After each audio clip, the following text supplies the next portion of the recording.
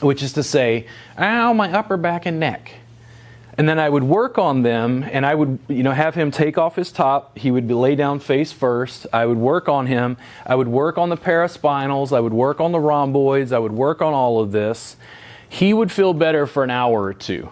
And when he came back the next week, he'd report, I was okay for like an hour or two, but it came back. That was not good enough for me. I was like, something is wrong, and I can't figure out what it was. I was doing the sequences I was taught in school. I hadn't really been taught to think about posture, to think about pain, and the fundamental underpinnings of why people are having the problems they're having. Slowly, as I kept digging, it started to make sense, and I could help people more rapidly. And one of those things, at least in my arsenal, is side lying. So, we mean to work on your right side or your left? Right side. Right side, put it up.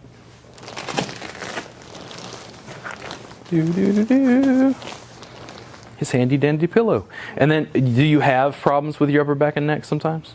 Not specifically. Not specifically? Okay.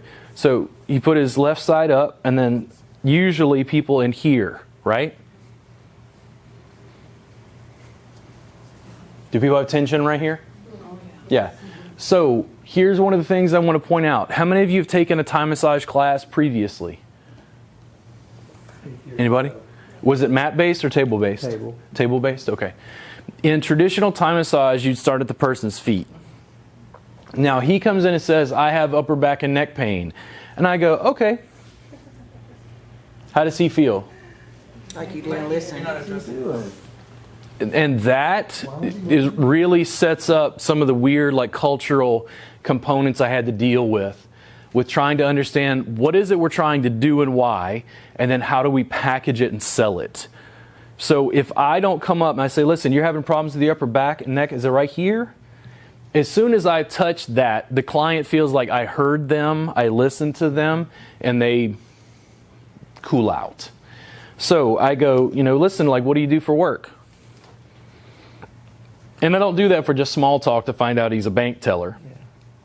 I usually do this because I'm trying to find out what position he's holding his body on a daily basis. You see all this jostling and movement? Yeah. I'm able to get his shoulder blade to fall open. Most people's shoulder blades are simply glued onto their rib cage. The shoulder blade does not roll back and open, right? Stuck all the time. I will come in and usually mobilize, touch that area, find out if in fact that is where it is. Sometimes they'll say, no, it's a little higher. Sometimes they'll say, no, it's up here.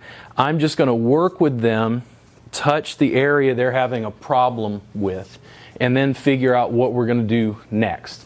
In most cases, it's this. I'm going to sit down on the table right next to the client. No space. Not over here, not afraid, really right next to them. Now, how normal is this for what you receive when you get a massage? Not. Not normal. Not at all. How's this? Yeah. How's that right there? Good, all right. Because now I've got a good handle. Even though my fingers, I have two fingers that are stacked in between his shoulder blade and his spine. I'm just working the paraspinals. I'm putting pressure where, they feel pain there. But here's what I'm really doing. I'm trying to get his shoulder blade to unwind, release, open up his pec minor. If I'm working on a woman, we're clothed, her breast tissue's falling forward, no issues. Now, it's more physically intimate because I am butting against the person, but once I start to do this, does he feel his neck? Mm-hmm. Does he feel his shoulder blade? Does he feel his pecs? Yeah. Do I get to move the shoulder blade around? Now, I can't do that from prone, or at least not as easily. Make sense? Mm-hmm. So I can use my fingers. I can hook into supraspinatus. I can hook into the traps. I can hook into levator scapula. I'm not going to overwork my fingers here, by the way. I'm just kind of feeling my way around, seeing what may be tense. When I lift him, see how his neck comes along with me? A little tight there, maybe? Mm-hmm. Now, I'm not making a judgment on the person I'm working on. I'm just trying to see what may be going on as I move them around. Sometimes you'll hit a segment of their spine, it's completely mobile, moves really easily. And then all of a sudden, what do you hit? Creaky. Like it's just stuck. It seems like the tissue is kind of locked down around it, right? Pressure's okay? Yeah. There we go. Now, I can pull down towards his hip. I can also pull back and away. My thigh is here stacking, so I can actually just start to almost pull him over my thigh. How's that? Good. There we go. Sometimes their head will just roll over my leg. Doesn't bother me at all. How does this feel? Nice. Yeah. Now, is it relaxing? A little bit. Is it spa? No, it's not spa. Is it clinical? Is it medical? And that's what I want you to think about from a marketing standpoint. I don't think clients really care as long as you help address what they're coming in for. So when the people come in for relaxation, do they also have pain stuff? Yes. Yeah. And some don't know. And that's where you have to educate. You have to have an understanding not only of our art, but the marketing process and like consumer expectations. Now, if I came in and just threw him on a mat, how does he feel? Yo, man, listen, hippie, I don't know what this is. I don't know what you're doing. I came in for a massage. What is this? That's a marketing challenge. How are we doing there? Good. Now, do you see how I'll kind of go back and forth between like mobilization, pressing here, rolling them open? Lots of different options. Once I've softened that person, typically what I will do is try to stack their arm in a way that's comfortable for them. I'm going to come up to the top, and this area right here, how many people have problems with levator scapula? All this right here. Good, because here's how we're going to deal with it. How's that right there? Good. Nice. How's the pressure?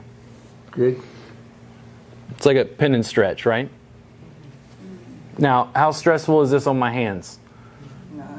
Good. Now, he also can't see me because I get a chance to like stretch. Pressure's not too much? So the pin and then some length, right? A little bit of mobilization. I can also, hanging out here, I can go, listen, do you want a little more pressure forward or do you want a little more pressure back? Which one do you like more?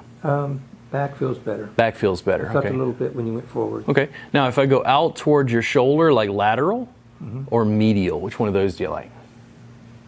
Medial. Medial. So right there? There we go. Now, what about a little jostle? You prefer the jostle or just static? Static. There we go. You see how we gave him 3 options real quick based on the same thing? You'll see that again and again in my work. How is the pressure there? Good. Good. Now, it's all this fleshy junction right in here, just leaning in. If I didn't like using the left side, I can use the right. It's the same basic thing. It's just that the elbow tapers in a different way, the forearm tapers. You really have to make your body fit with the person you're working on. How's that right there? Good. There we go. Doesn't matter which side. Could I do it seated? Like if I was sitting in a chair? The angle's different, and that's exactly what I wanted to point out. You could do it from a chair. The angle is different. That's all. I want you guys to partner up, put the person on their side, and then I want you to start with those. I'm going to walk you through it again.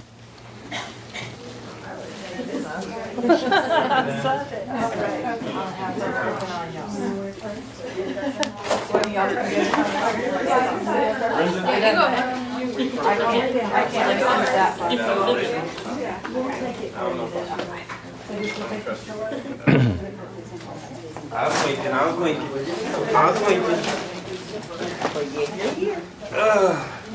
I have to be here for All up here. This is where you always have problems? So, we're also, I forgot to mention, we are going to work both sides. Typically, what I'll have the client do is put the side that's problematic, I'll put that side up first. Normally, they're going to put their right side up. Their right side is the problem. Typically, if their left side is an issue, I'll work on that one first. Yeah. But you will work both sides just to get a sense and feel for what's going on side to side. What about this? About what? Look at that wrist. What's wrong with your wrist? It's been broke. My hand, my thumb, and my hand has been broke over 6 times. Okay. From slamming my hands up against someone's head for 12 years of Golden Gloves. Ooh. 4 years boxing in the Marine Corps. I just work around it. I can't even. That's it. I can't even. You know it better than anybody else. Yeah. Yeah. So maybe you could do it. So I would touch generally the area they're having the problem with, just to connect with them. Hey, you said you're having problems with the upper back and neck. Is it right here? 9 times out of 10, we're within the area that they're having problems with. We've touched it. Then I'm going to come in, and then once I've found that, that's where I'll sit down. This is how I typically like to have my leg, where it's just draped out. That feels comfortable to me. Hello. Hey, we need another table. We're going to have to talk to Stuart. Can you talk to him and tell him we need another table? Yeah.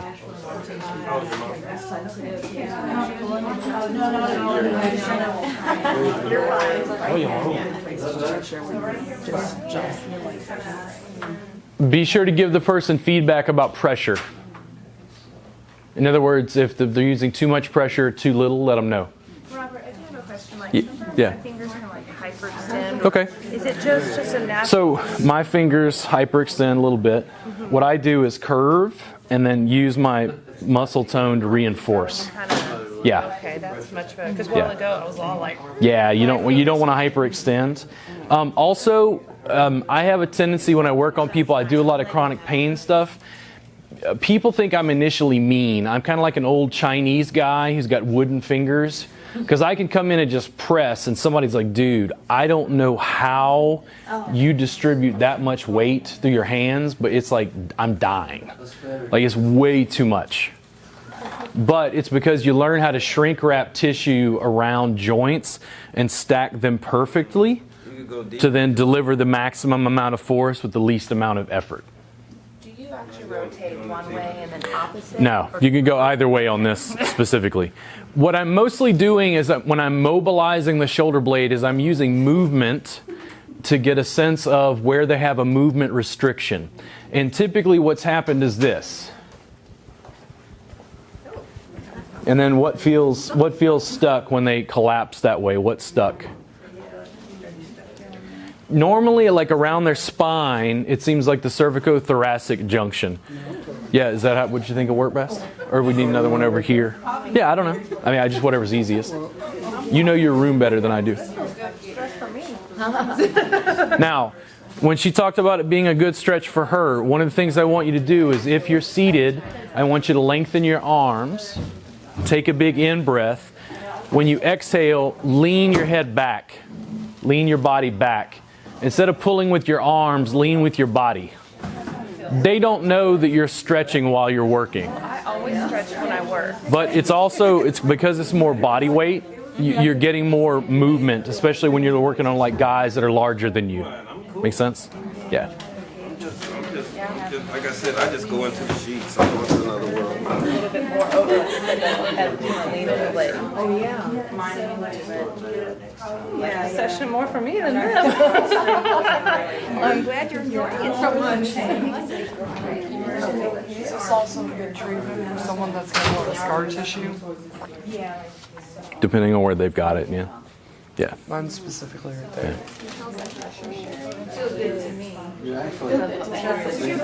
What? I said, this is fun. It's like... So your arm is bent. Can you lengthen your arm like it's straight? And then lean back from there. So lean back, and then lean your head back. Now, when you got him back this way, what happens if you bring him a little bit that way? And you get a chance, you can ask him which one he likes. Some people will like down towards the hip. Some people will kind of like back and away. But when you do this, it's lengthening his pec. It's lengthening his pec minor.